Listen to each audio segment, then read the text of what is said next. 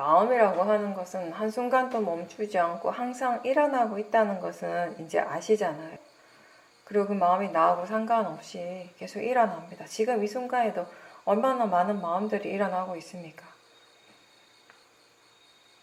탐심과 진심이 이미 일어나고 작용하고 있을 때 우리가 만들 수 있는 차이점은 그것을 알아차리느냐 아니냐인 거예요. 번뇌를 일으키느냐 안 일으키느냐가 아니라 번뇌가 일어날 때 그걸 알아차리느냐 알아차리지 못하느냐. 번뇌를 알아차리든 알아차리지 못하든 번뇌 자체가 일어나고 작용하고는 있지만 알아차리지 않는다면 그 번뇌는 훨씬 더 빠르게 진행하고요. 그 힘이 훨씬 더 강력해지는 거죠. 그리고 그게 우리의 삶에서 계속 영향을 미치게 될 것이고요. 그죠? 어떤 식으로든. 뭔가를 볼 때도, 들을 때도, 생각할 때도, 느낄 때도, 맛을 알 때도, 냄새를 알 때도, 그런 번뇌들은 항상 영향을 미치고 있어요. 모하의 성품 또한 우리가 그것을 알지 못할 때 굉장히 더 강해진다는 거예요. 그렇지만 알아차린다면 그 알아차릴 때 그 모하는 잠시 멈추거나 약해지게 됩니다. 약간 이런 느낌이죠. 우리가 알아차리면 탐진치가 좀 이렇게 뭔가 순간적으로 놀라는 거죠. 움찔하는 거죠. 그런 효과가 있는 거죠. 알아차리는 순간 당장 다 해결하고 다 사라지진 않더라도 사띠는 어떤 식으로든 그렇게 일어나는 번뇌에 영향을 주게 됩니다. 한 번의 사띠가 그렇고 우리가 두 번, 세 번 또 사띠를 계속 이어갔을 때 그 영향이 이제 점점 더 커지게 되는 것이죠. 마음은 대상에 대해서 뭔가 마음에서 일어나는 것에 대해서 항상 반응을 하잖아요. 그렇죠? 근데 예전에는 우리가 그걸 나라고 생각했어요. 그런 식으로 반응하는 게. 그렇죠? 그걸 나하고 굉장히 강하게 동일시를 했는데 지금은 그게 마음이라고 알죠.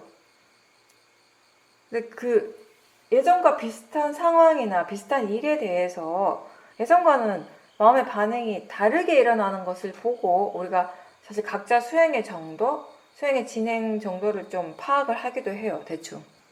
예전 같으면 100% 번뇌로서만 반응하던 애들은 그냥 바로 사티하고 지혜로서 이렇게 반응을 할 때 이제 수행하는 마음의 힘이 이만큼 좋아졌구나라고 스스로 파악을 하게 되잖아요. 다른 사람한테 물어보지 않더라도 그런 것들을 통해서 충분히 알 수 있는 거죠.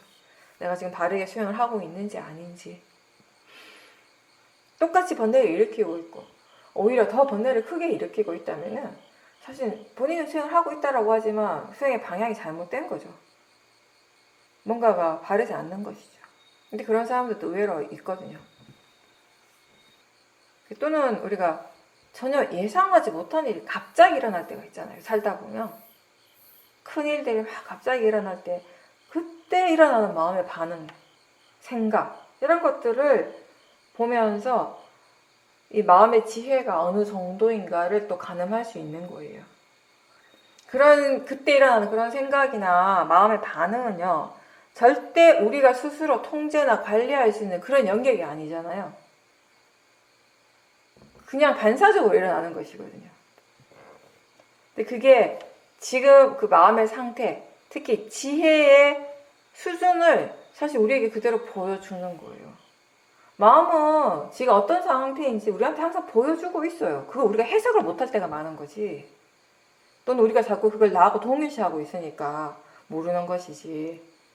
매 순간순간 보여주고 있습니다, 사실.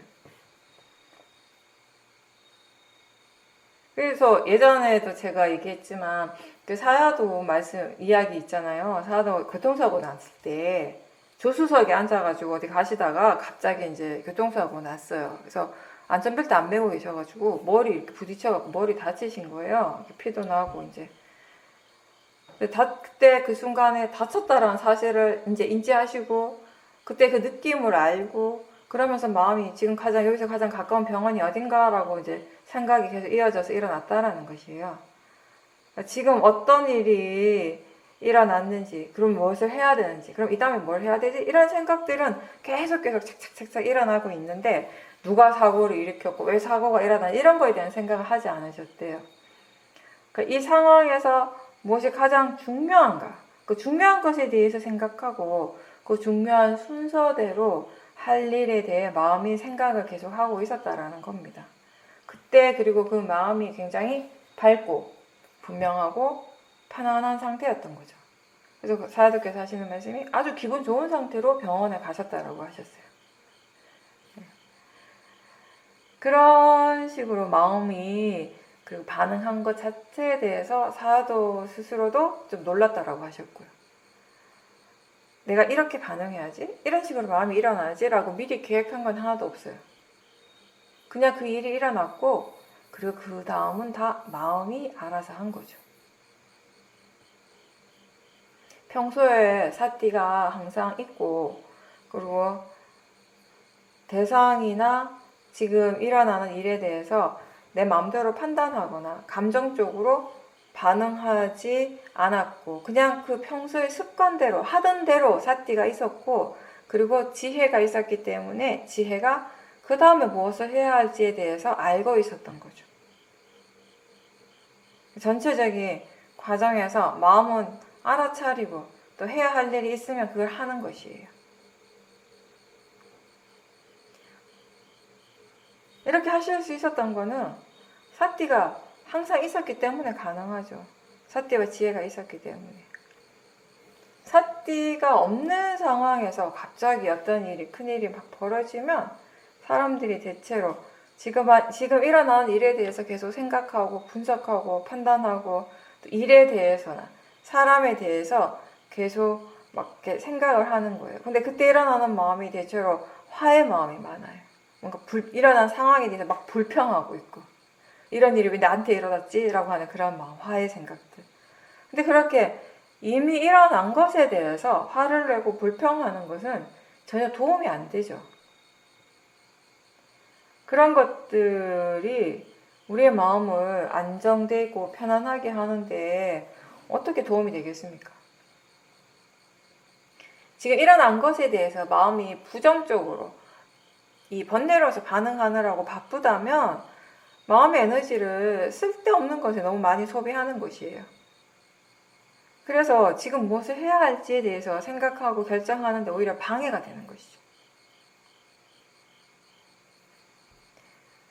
이런 사도 말씀이, 이런 사도의 체험이 바로 이 수행이, 그 법을 이해하는 것이, 수행을 이해하고 이 법을 이해하는 것이 우리의 삶을 얼마나 뭔가 이렇게 부드럽게 그리고 평온하게 이끌어갈 수 있는지를 그대로 잘 보여주는 것이에요. 수행이 우리의 삶에 어떻게 도움이 되는지를 이제 보여주는 것이죠. 수행자에게는 사고나 안 좋은 일이 안 일어나는 것이 아니고요. 이미 일어난 것에 대해서 본인의 시야로, 본인의 관점으로 판단하고 불평하면서 힘들어하지 않고 그 대신에 지금 해야 할 일에 대해서 분명하고 명쾌한 답을 얻게 되는 것이에요. 지금 무엇이 중요하고 그래서 무엇을 먼저 해야 하고 뭘 뒤로 미뤄야 될지에 대한 그런 것들에 대해서 명쾌하게 마음이 구분을 하게 되는 것이에요. 마음이 혼돈스럽지 않은 것이 쉽게 얘기해서. 보통 사람들이 예상하지 못한 큰일, 어떤 사고를 당하게 되면 일단 마음이 굉장히 혼란스럽잖아요. 뭘 어떻게 해야 될지 몰라요. 우왕좌왕하게 되고 우유부단하게 되고. 특히 그게 갑작스러운 일이 아니라 하더라도 일상에서 우리가 뭔가를 결정하고 선택을 할 때 이게 중요하다라고 생각할수록 우유부단해지게 돼요. 마음이 혼란스러워지게 되거든요. 탐심이나 진심이 있으면 뭔가를 선택하는 것이 어렵습니다. 힘들어요. 그래서 우리는 그 선택하는 마음, 그 결정하려고 하는 그 마음이 어떤 마음인가를 지켜보라고 하는 거예요.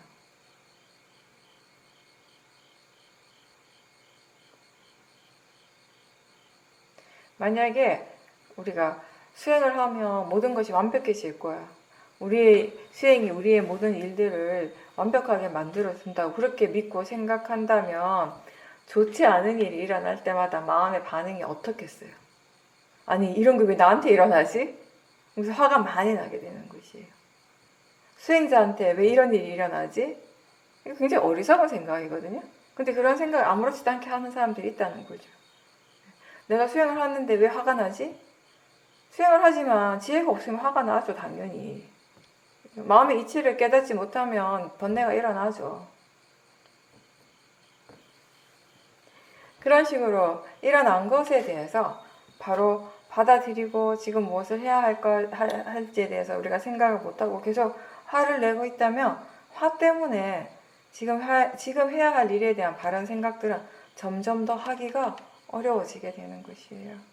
마음이 더 혼란스럽고 더 우왕좌왕하게 되는 것이죠.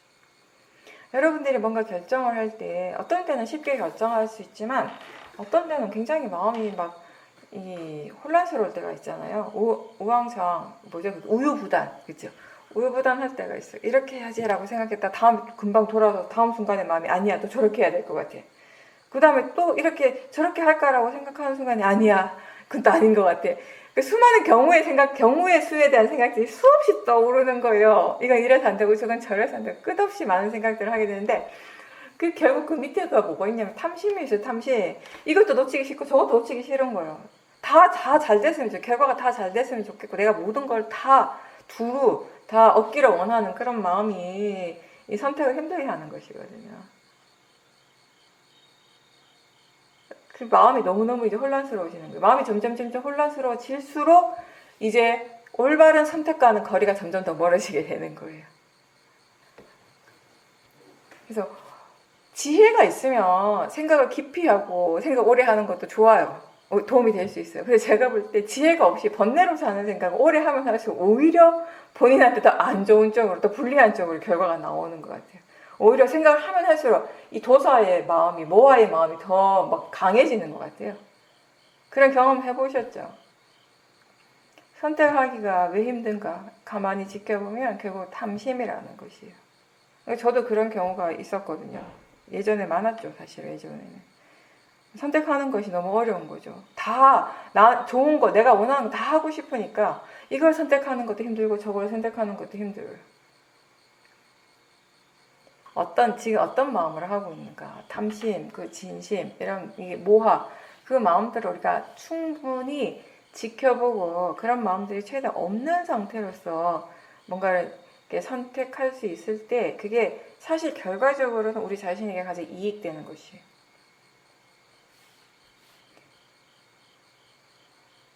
지금 내가 하지 않은 이상 이 일의 결과가 어떤 식으로 일어날지는 100%는 다 몰라요. 그죠? 아직 일어나지 않는 것에 대해서 100% 다 알 수 있는 사람이 누가 있겠어요? 아무도 모르죠. 근데 우리는 자꾸 그 100%를 생각을 하려고 하는 거죠. 그 100%에 대한 가정을 계속 하고 있는 것이죠. 네, 그런 마음의 진행 과정들, 그런 생각들, 그리고 그 생각이 어떤 마음에서부터 일어나는지 그런 것들을 이제 계속 지켜보고 조사를 하면서 이제 점점 그 탐심도 이제 약해지게 되는 거예요. 그리고 탐심 없이 뭔가를 결정했을 때 그것의 결과가 내가 기대하는 대로 오지 않더라도 받아들이는 것이 훨씬 또 편안하게 받아들일 수 있습니다. 쉽게 받아들일 수 있어요. 아무리 내가 모든 경우의 수를 다 해가지고 뭐 정말 모든 거 최대의 조건을 만들어가지고 해도 그 결과가 내가 원하는 대로 안 올 수도 있어요. 근데 그런 경우는 굉장히 힘들죠.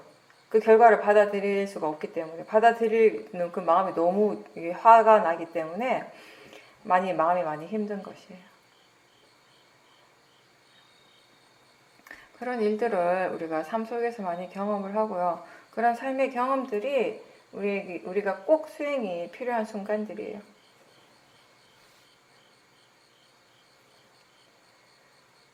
네. 그리고 코로나 때문에 다들 수행센터에 잘 못 가시고 오랫동안 2년도 훨씬 넘는 시간 동안 주로 집에서 혼자 수행을 하기 때문에 많은 분들은 예전보다 집에서 수행하는 것을 굉장히 잘하고 계세요.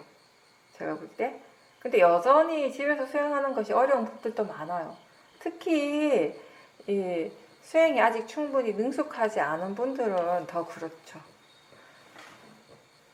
근데 집에서 수행하는 것이 왜 그렇게 어려운가에 대해서 한번 생각을 해본다면 특별히 대상이 더 많아서는 아니에요. 우리가 어디에 있든지 수행의 대상은 빠라마타, 실제하는 대상은 6가지입니다. 육문에서 지금 실제로 일어나고 있는 그런 작용들이에요.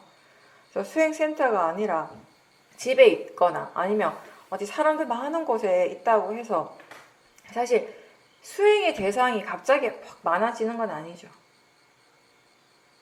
물론 우리를 둘러서 외부 환경들은 많이 다르죠. 우리가 어디에 있는가에 따라서.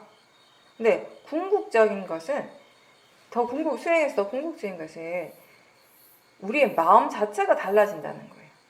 마음가짐 자체가. 그러니까 수행센터에서는 주위의 모든 것들이 우리의 수행을 도와주는 면이 있긴 있어요. 심지어 그냥 내 옆을 지나가는 사람, 근데 앞에서 밥 먹는 사람들을 보면서도 마음은 수행하는 쪽으로 더 기울어지게 돼요. 똑같이 사티하고 있는, 수행하고 있는 사람들을 보면 내 마음도 좋은 쪽으로 영향을 받게 되거든요. 그리고 항상 수행에 대한 이야기를 하고 수행에 대한 생각을 하고 또 실제로 수행을 하고 있고요. 집에서는 수행해야지 생각은 하지만 실제로 안 하는 경우가 많습니다. 마음의 의도, 마음에서 일어나는 모든 생각들이나 계획들이 다 수행하는 쪽에 맞춰져 있긴 해요. 수행센터에 있을 때는. 근데 반면에 집에서는 마음의 계획들이 주로 수행하는 것에 맞춰 있기보다는 다른 쪽으로 많이 나가 있어요. 여러 가지 해야 할 일들에 대해서 계속 생각을 하고 있잖아요. 수행을 해야지라고 생각은 하지만 실제로 수행을 얼마나 하고 있습니까? 집에서. 집에 있을 때 우리의 일상생활에서 일어나는 그 대부분의 생각들은 법하고 상관없고요. 또 수행과 상관없는 다른 쪽으로 더 집중되어 있을 때가 많습니다. 근데 반면에 집중 수행을 할 때는 이 생각이 이 법과 수행하는 데 집중이 되어 있죠.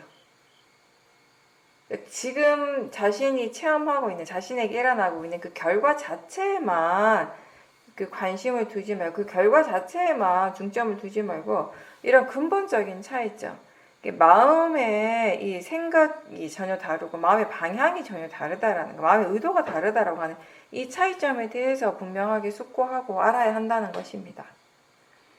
그래야지 우리가 일상에서 수행을 계속 이어나갈 수 있는 방법을 스스로 깨닫게 되는 것이에요. 장소나 시간에 상관없이 수행을 이어나갈 수 있으려면 도대체 어떤 마음이 필요한지, 어떤 마음가짐이 필요한지 그런 것들을 알아야지 우리가 집에서 혼자서도 수행을 잘 할 수 있게 되는 것이죠. 마음의 힘이 더 좋아지고 더 미세한 대상들을 보게 되었지만 동시에 또 지켜본다는 것이 지겹다는 생각도 일어났다라고 하셨습니다. 그 생각을 알아차리고 그러면서 일어나는 대로 지켜보는 것이 수행이다라고 스스로에게 상기시키고 삼법인의 관점에서 보려고 스스로에게 일깨워주는 노력을 계속 했다라고 하셨습니다. 너무 계속 일깨워주는 것 자체를 너무 반복해서 하기보다는 그냥 처음에 할 때 그냥 바른 견해에 대한 생각들을 한두 번 정도 일깨워주고 그 다음에는 그냥 그 마음 자체를 그냥 계속 알아차림하는 쪽에 좀 더 중점을 한번 더 보세요. 왜냐면 수행이라고 하는 건 결국은 이 마음이고요. 마음이라고 하는 거는 우리가 프로세스라고 얘기하잖아요. 과정, 진행 과정이라고 얘기를 하는 것이에요. 그죠? 근데 내가 개입을 하든 하지 않든 그 과정들은 계속 진행이 되는 것이에요. 근데 때로는 수행하는 마음의 힘은 분명히 있는데, 수행력이 있는데 뭔가 수행이 조금 복잡하게 느껴지는 경우가 있어요. 근데 그런 경우는 가끔씩 보면 어떤 경우가 있냐면 뭔가 이렇게 너무 내가 이렇게 마음이 조사를 하는데, 수행을 하는데, 특히 뭔가 조사를 하는 데 있어서 내가 좀 필요 이상으로 개입을 할 때가 있어요. 좀 더 세밀하게 하려고 하는 그런 마음. 물론 그러니까 뭔가 알아지는 것이 대상 쪽이 굉장히 미세해지기 때문에 이렇게 이 수행하는 쪽에서도 더 예민하게 이제 이렇게 그런 식으로 할 수는 있는데, 결국엔 어떻게 보면은 그 마음 밑바탕에도 역시 탐심이 있어서 그럴 수도 있거든요. 그래서 뭔가 약간 조금 이 수행의 과정 자체가 조금 복잡하게 느껴진다면, 이게 대체로 보면 수행의 과정에서 내가 필요 이상으로 개입해서 그런 것이 아닐까라고 우리가 한번 좀 의심을 해볼 필요가 있는 거예요. 그리고 예전에보다는 훨씬 대상 자체도 미세해지고 또 스스로 느끼기에 마음의 힘이 훨씬 좋아진 거는 분명히 맞습니다. 분명히 맞아요. 근데 우리가 또 거기에서 한 가지 조심해야 될 건 뭐냐면, 이런 마음의 상태인데 왜 이런 게 일어나지? 이런 현상이 일어나지? 라고 생각한다면 그렇게 생각하는 마음의 마음가짐이 뭔지도 알아야 돼요. 내가 생각할 때 이런 것 일어나면 안 될 것 같은 때는 그거는 나의 자만인 거죠. 거기에 이미 상이 있는 거죠. 번뇌가 있는 거죠. 만약에 그렇다면. 그런 마음들을 봐야 되는 거지.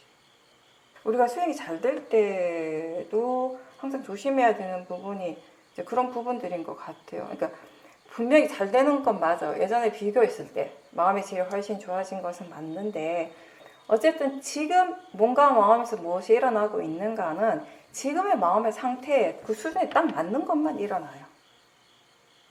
그러니까 내가 생각하는 것이 마음의 상태가 이 정도인 것 같은데 왜 이런 정도의 대상이 일어나지, 현상들이 일어나지 라고 생각한다면 그거는 내가 생각을 잘못하는 것이 될 수 있다는 것이에요. 그럼 혹시 그런 부분들이 수행하다가 일어날 수 있기 때문에 조심하라는 거예요. 특히 이제 이 마음의 상태가 많이 좋아졌을 때 일어날 수 있는 번뇌 중에 하나입니다. 그런 것들이. 네, 그래서 지겹다라고 하는 마음이든 뭐든 이제 수행하는 마음 쪽에서 뭐가 일어날 때, 부처님 수행하실 때 예전에 처음 수행을 할 때는 마음 자체가 가지고 있는 지혜의 힘이 너무 없기 때문에 그때는 우리가 자꾸 일깨워 줬잖아요. 그죠? 근데 지금은 사실은 수행 자체가 내가 하는 수행이 아니라 마음이 하고 있는 수행, 특히 이제 사티가 이끌어가는 수행이 아니라 지혜가 이끌어가는 수행을 하고 있을 때는 어느 정도 이 마음이, 그 지혜가 수행을 어떤 식으로 하고 있는지를 좀 더 여유를 가지고 좀 더 물러나서 지켜보는 것도 하나의 방법이 될 수 있어요. 최근에 이제 계속 수행이 잘 되면서 마음이 활발하면서 고요한 그런 상태를 좋은 상태다라고 생각하고 그런 것들을 이제 많이 체험을 하다 보니까, 그런 상태가 없을 때 여전히 사티는 있지만 본인이 생각할 때 그런 좋은 마음의 상태가 아닐 때는 불안함이 일어난다라고 하셨습니다. 그리고 아주 오래된 그 습관적인 행위는 멈췄는데 여전히 그 마음의 에너지는 남아있다라는 것을 알고 있다라고 하셨어요. 거기에는 불안감이랑 강박증 같은 것들이 있다는 것을 알고 이제 지켜본다라고 하셨습니다. 그리고 지금 수행이 잘 되고 있는데 자꾸 스스로 좀 더 내가 뭔가를 이렇게 하려고 하는 그 수행 자체에 자꾸 내가 개입을 하려고 하는 그런 의도가 일어나고 있다라고 말씀하셨습니다. 그러니까 그걸 제가 얘기한 것도 바로 그 점이에요. 지금 보살님이 가장 주의를 기울여서 봐야 될 거, 그 부분이에요. 제가 느끼기에는 지금 한 2, 3주 동안 제가 공통적으로 느끼는 거는 바로 그 부분이거든요. 그 전까지는 사실 수행이 자연스럽게 굉장히 잘 됐어요. 근데 어느 순간 마음이 좀, 수행하는 마음이 뭔가 복잡해지기 시작했어요. 근데 그게 제가 볼 땐 바로 그 탐심이거든요. 근데 보살님도 알고 있으면 이제 더 분명하게 보기는 좋죠. 거기에 굉장히 주의를 기울여야 되고, 그게 한두 번이 아니었어요. 그리고 지금까지 수행을 해오는 보살님의 패턴이 계속 그런 식으로, 그 마음의 패턴이 계속 그렇게 일어났어요. 그죠? 이번에는 그게 굉장히 천천히 오긴 했어요. 예전에 그런 것들이 빨리빨리 일어났는데 이번에 훨씬 마음의 힘이 훨씬 좋았고, 다른 때보다 지혜가 좋았기 때문에 그런 것이겠지만 어쨌든 지금 패턴은 같은 패턴인 것 같아요. 제가 볼 때. 그래서 보살님은 이런 패턴이 일어날 때, 이런 식의 어떤 탐심이 일어날 때 마음 자체가 굉장히 복잡해지기 시작하거든요. 수행이 복잡해져요. 생각이 많아지고. 근데 그게 자칫 잘못하면 그 생각이 많아졌을 때 그게 그 순간에는 지혜가 하는 생각이라고 착각할 수가 있는데 탐심의 생각일 수 있다는 것이에요. 착각을 해요. 지나고 나서 알아요. 그렇죠. 네. 제가 한 3주간 일부러 지켜봤어요. 근데 계속 같은 패턴이에요, 지금. 그래서 오늘은 말씀드리는 거예요. 그거 굉장히 위험할 수 있기 때문에. 근데 다행인 거는 이렇게 그런 패턴들을 보살님 반복해서 경험하면서 이제 지금 인지하고 있고 숙지하고 그렇게 하면 안 된다는 것도 마음이 알고는 있어요. 알고 있는데 이미 그런 식으로 이제 방향성이 되어 있기 때문에 또 그렇게 가고 있는데, 네. 이제 멈추려면은 아까 제가 얘기한 것처럼 최대한 보살님 개입하는 걸 안 하시는 쪽으로 해야 돼요. 수행 자체를. 어쩌면 조사하는 것 자체를 잠시 멈춰도 좋죠. 그냥 알아차리기만 하겠다라는 정도의 마음. 아까 그렇게 하면 불안하다고 했는데 사실 내가 볼 때 그게 오히려 지금 더 좋은 거예요. 지금 마음의 상태에서. 지혜의 입장에서 봤을 때 오히려 그냥 알아차리기만 하는 게 나을 수 있어요. 조사하는 것보다. 조사를 하려고 하면 또 내가 개입이 되거든요. 그럼 또 복잡해지거든요.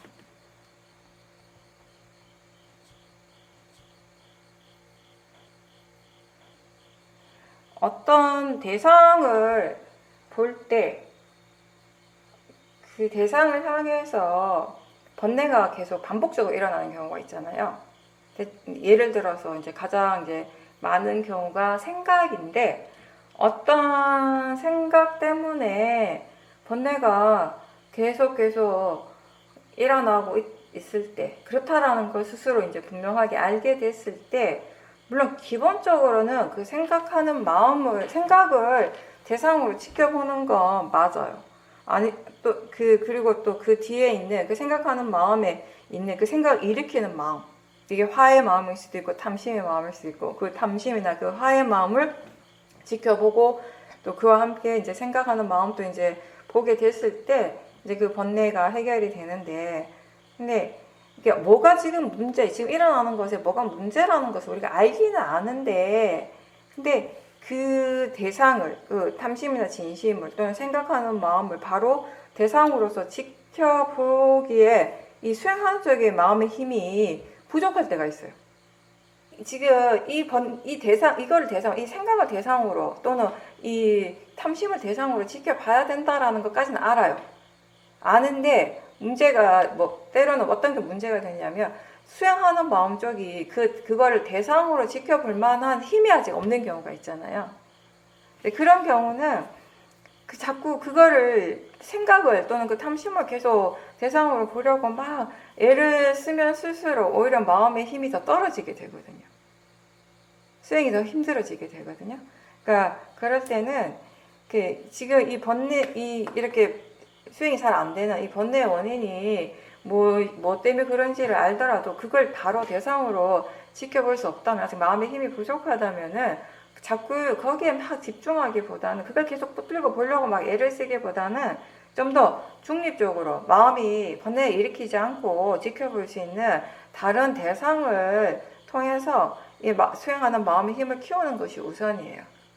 제가 이 얘기를 굉장히 여러 번 반복한 것 같은데, 또 개인적으로 인터뷰를 해보면 이 문제에 계속 부딪히는 분들이 많더라고요. 그러니까 아무래도 그런 건 있죠. 우리가 수행에 대한 이야기를 많이 듣잖아요. 정보를 많이 듣다 보니까 이런 상황에서 이걸 대상으로 봐야 돼. 이게 문제야. 이걸 봐야 돼. 이걸 봐야지 이게 해결이 돼. 이런 생각 때문에 자꾸 거기에 집중을 하는 것이에요. 근데 더 중요한 건 뭐냐면은 지금 당장 그걸 해결해야 되는 것이 중요한 것이 아니라 수행하는 마음이 어떤가를 알아야 되는 거예요. 수행하는 마음이 그거를 볼 만큼의 충분한 준비가 되어 있지 않는데 어떻게 해결을 할 수가 있겠어요. 그러니까 기본적으로 항상 우리가 기억을 해야 될 것이 뭐냐면, 우리가 볼 수 있을 때 보는 것이에요. 그 대상을 알아차림할 수 있을 때 알아차리는 것이에요. 그리고 이해할 수 있을 때 이해하게 되는 것이고요. 근데 이제 자꾸 수행하다가 보면 탐심이 일어나게 되죠. 뭔가 이렇게 이게 문제야 라고 생각할 때, 이것 때문에 내가 너무 힘들어 라고 생각할 때 그 다음에 대체로 일어나는 마음들이 뭐냐면 이걸 빨리 해결을 해야 된다고 생각하거든요. 그러니까 수행하는 것 자체를 그걸 해결하는 일이라고 생각을 하기 때문에 자꾸 탐심이 더 많이 일어나게 되는 것이죠. 수행하는 건 물론 결과적으로는 그럴 수 있겠지만 수행하는 건 그냥 수행하는 그 자체로서 우리가 이해를 해야 돼요. 이걸 통해서 수행을 통해서 이 일을 해결해야 된다라고 생각하는 순간에 거기에 수행하는 마음의 마음가짐이 바르지 않게 될 때가 많거든요. 저희가 그런 얘기 많이 하잖아요. 지금 이 순간에 알아차림이 바른 견해로서 알아차리는 거, 그게 수행의 전부라는 것이에요. 나머지는 그렇게 했을 때 어때요? 자연스럽게 그것의 결과로서 일어나는 것이, 그것의 결과로서 우리가 뭔가 마음을 통해 체험하게 되는 것이죠. 근데 이제 우리가 수행에 대해서 많이 듣고 또 이제 그동안 수행을 하면서 본인이 체험을 통해서 또 이해한 것들, 이런 것들을 바탕으로 이렇게 하다가 보니까 이게 이미 뭔가 이렇게 이 일에 대한 결과를 먼저 생각을 할 때가 많은 거예요. 특히 시험일 수행은 그런 거 있잖아요. 그죠? 이렇게 수행을 했을 때 우리 마음이 어떤 식으로 가게 된다라는 걸 이미 우리가 알고 시작을 하는 거잖아요. 어떤 식으로, 어떻게 보면은 제가 자주 이렇게 비유를 드는 것처럼 학생들이 수학 문제를 풀 때 빨리 공부하려고 답안지를 찢어가지고 옆에 답안지 갖다 놓고 이렇게 문제 보고 답 보고 문제 보고 답 보고 하면 다 아는 것 같아요. 모르는 거 없어요, 그러면. 다 알아요. 근데 막상 시험을 치잖아요. 하나도 몰라요. 그 답안지 옆에 딱 갖다 놓고 보면 100점인데, 100% 100점인데, 막상 그 실력으로 바로 시험을 치면 40점 맞고 50점 맞는 거예요. 그럼 진짜 자기 실력이 뭐냐면 40점이고 50점이라는 건데, 때로는 자기가 100점이라고 착각을 하거든요. 우리가 많은 정보를 듣는 것은, 미리 많은 정보를 주는 것은 그만큼 수행을 바르게 하도록 그 바른 수행의 길로 인도하기 위해서 하는 것이에요. 우리가 항상 스승이 옆에 계신 게 아니잖아요. 그죠? 우리가 항상 사화도 옆에 가가지고 사화도 밑에서 계속 수행할 수 있는 것도 아니고 그런 조건들이 아니잖아요. 그러면 무엇을 우리에게 바른 수행의 길을 인도해 주는가 하면 그런 바른 정보예요. 근데 그 정보를 그냥 단순히 많이 듣고 숙지하고 그것에 대해서 생각을 할 수 있다고 해서 내가 그 시험을, 수행이라고 하는 그 시험에 100점을 맞는다라는 건 아니거든요. 그 시험에 100점을 맞으려 지금은 지금 당장 시험을 치면 50점 받을 수도 있고 60점 받을 수도 있고 어떤 사람은 80점, 90점 받을 수도 있겠죠. 근데 이제 그게 진짜 100점이 되려면은 결국은 그게 자기 자신의 어떤 스스로 체화가 돼야 되는 거예요. 그게 다른 사람의 이야기가 아니라 내 이야기가 되어야 된다고요. 그 자체가, 그 전부가. 내가 이해한 것을 나의 표현으로서 말할 수 있을 때 내 것이 된 거예요. 다른 사람의 말을 그대로 표현하는 것이 아니라 저도 이렇게 했어요. 물론 그렇게 표현할 때도 있어요. 그 지혜가 나는데 대체로 우리가 정말 이렇게 수행을 계속 많이 하고 마음이 충분히 성숙하게 되었을 때는 대부분의 사람들이 자기식으로 그 표현을 하게 되는 것이거든요. 그래서 결국은 각자 자기 자신의 수행을 하는 것이에요. 우리가 똑같이 대상은 대상일 뿐이고 자연적 이치라고 A라는 사람, 또 B라는 사람, 또 C라는 사람, 또 D라는 사람 다 같이 그렇게 얘기를 해요. 서로 공감을 해요. 근데 그 공감하는 마음의 이해는 다 각자 다를 것이라는 거죠. 얼마만큼 이해하는가에 따라서 그 사람의 수행도 다르겠죠. 또 얼마만큼 공감하고 이해하는가에 따라서 그 사람의 그 삶도 달라지는 것이에요. 얼마만큼 우리가 이 법을, 수행을 자신의 삶에 적용할 수 있는가에 따라서 그 결과도 이렇게 다르게 나타나니까 삶 속에서. 위파사나 수행의 가장 장점 중에 하나는 우리가 이 법당에서 수행센터에서 집중 수행을 하고 또 각자 자신의 집에서 집중 수행을 하고 수행에 많이 이렇게 올인을 해가지고 그걸 통해서 각자 자신의 수행을 통해서 개발되어진 이렇게 이 성숙되어진 마음의 이 지혜가 단순히 이 수행할 때만 적용되는 것이 아니라 결국에는 이게 충분히 성숙되어서 우리의 삶에 항상 모든 부분에 항상 적용이 될 수 있도록 한다는 것이에요. 그게 우리가 하고 있는 이 수행의 가장 큰 장점이라고 저는 생각을 합니다. 그렇게 되기 위해서는 마음이 충분히 성숙이 돼야 돼요.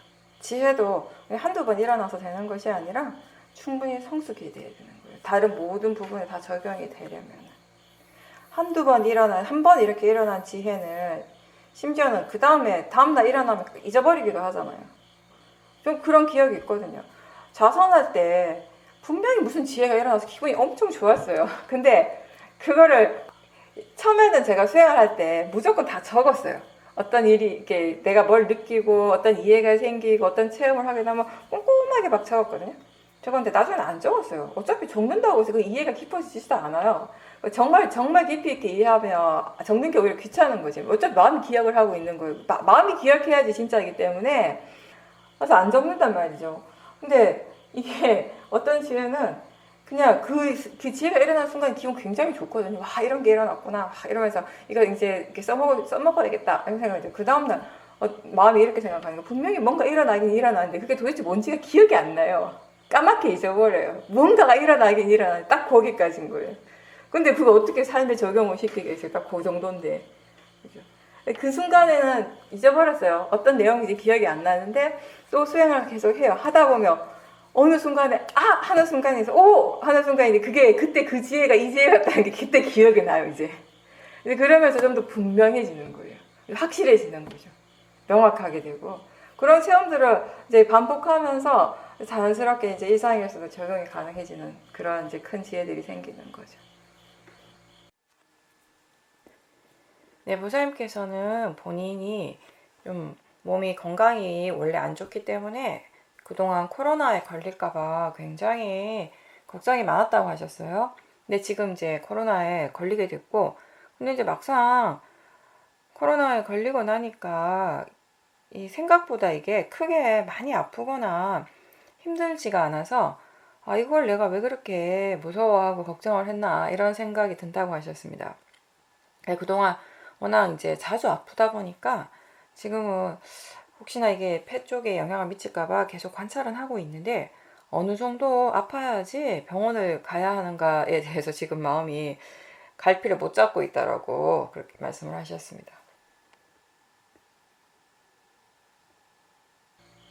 아플 때 우리가 제일 이제 그 주의 깊게 봐야 되는 것은 뭐냐면 아픈 것에 대해서 일어나는 마음이잖아요.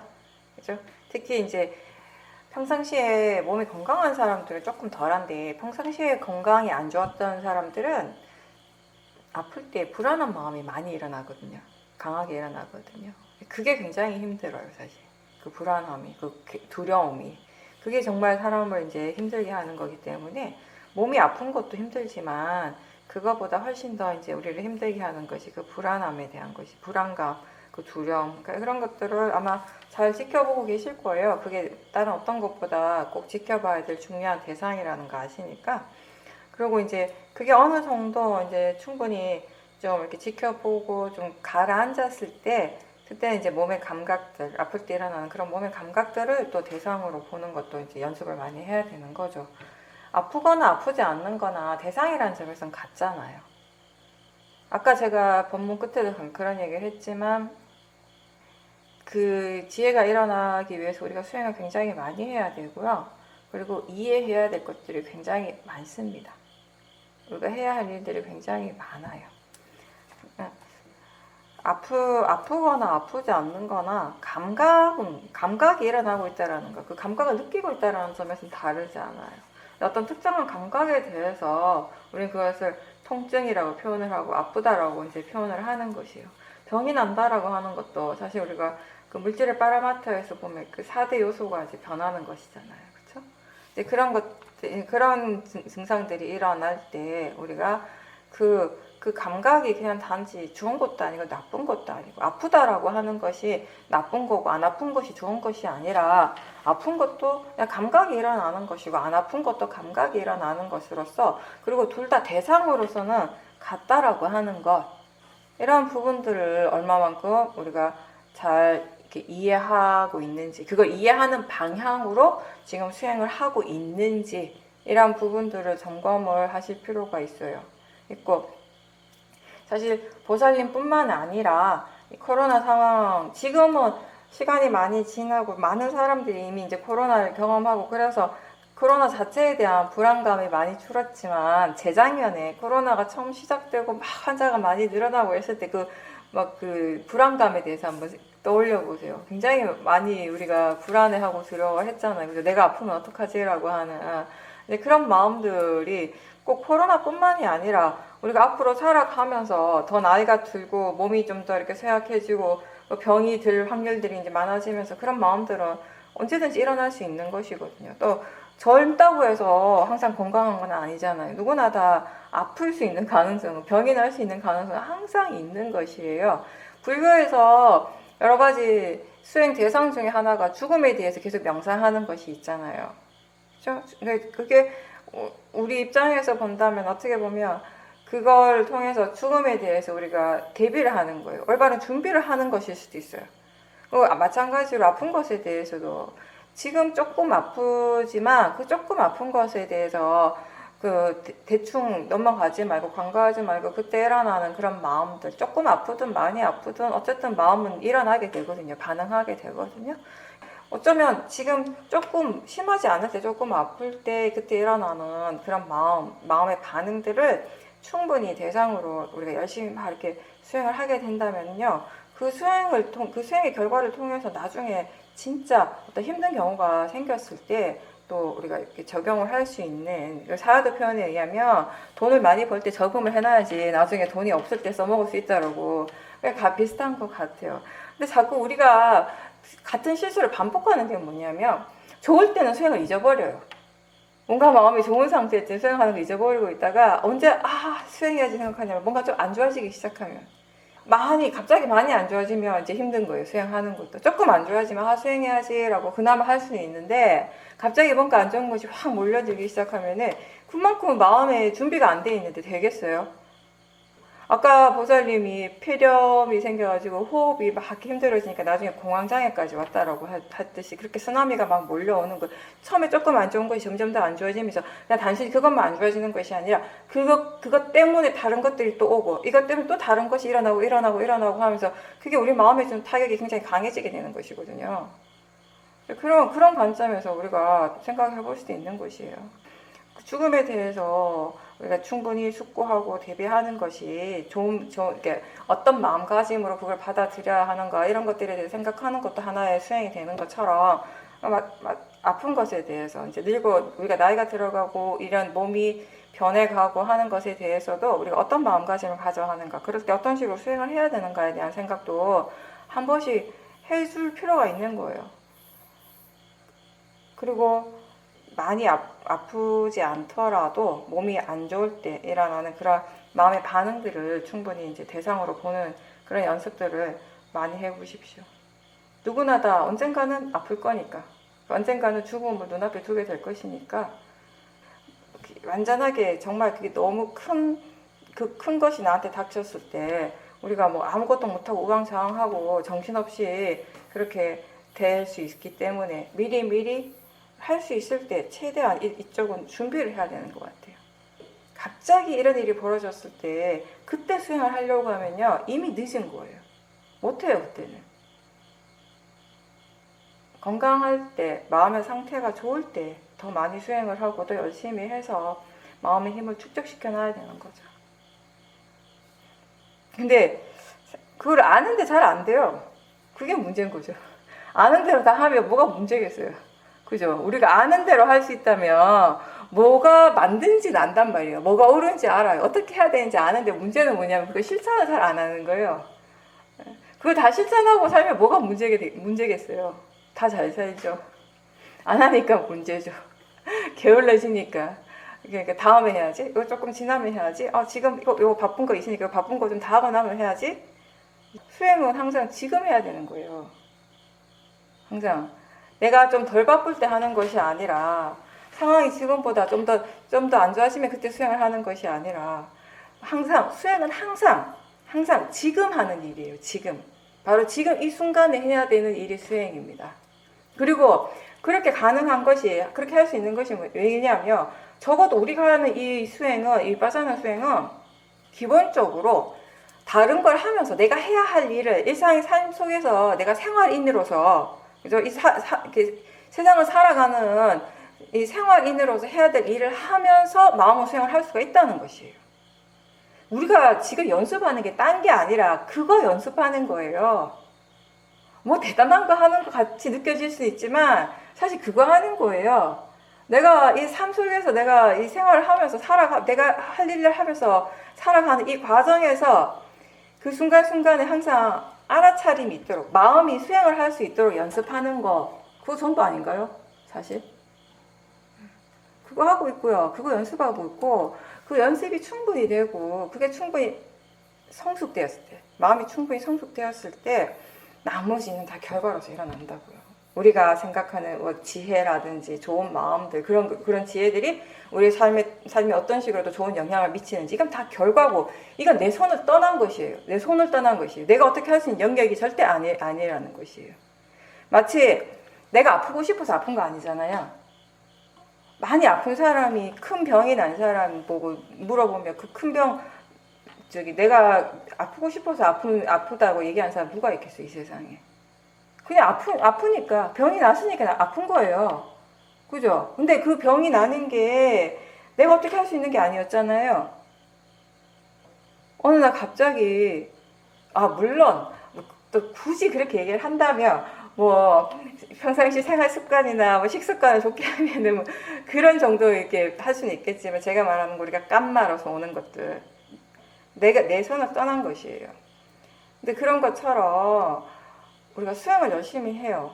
수행을 열심히 한다라고 하는 것은 내가 무엇을 하든지 간에 거기에 그 삶 속에 삶의 그 현장 그 속에서 항상 바른 견해와 알아차림이 있도록 노력하는 그 자체가 수행을 열심히 하는 것이에요. 나머지는 다 그것의 결과로서 체험할 수 있는 것이에요. 몸과 마음을 통해서 체험되어지는 것입니다. 그 나머지들은 내가 어떻게 하고 싶다라고 해서 내가 강렬하게 아주 원한다고 해서 일어날 수 있는 것은 아무것도 없습니다. 우리가 할 수 있는 건 수행을 하고 바르게 수행하고 그 나머지에 일어나는 것들은 그 다음에 일어나는 것들은 최대한 그 자체로서 있는 그대로서 받아들이는 것, 수용하는 것이죠. 그게 이제 우리가 하는 일이죠. 열심히 노력하십시오.